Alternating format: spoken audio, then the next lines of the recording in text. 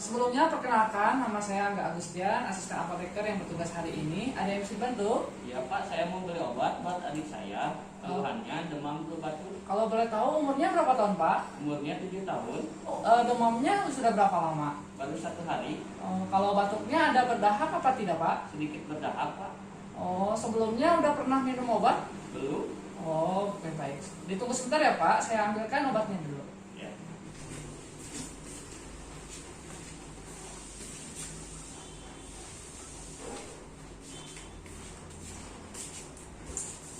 Bapak, Ya. maaf sebelumnya ada alergi obat Pak untuk adiknya? Tidak. Oh tidak Pak. Oke baik Pak. Ini ada obat OBH Kombi untuk anak. Iya. Obat ini dapat meringankan gejala seperti demam, flu, batuk. Iya. Obat ini dapat dikonsumsi sebanyak 3 kali sehari 15 mili atau Iya. sendok makan Pak ya. Iya. Ini sendok takarnya sudah ada di dalam Pak. Iya.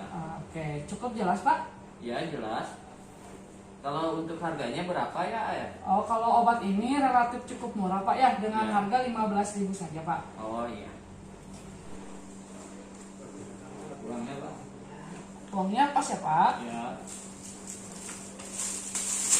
Ini obatnya Pak. Ya. Makasih. Oke semoga cepat sembuh.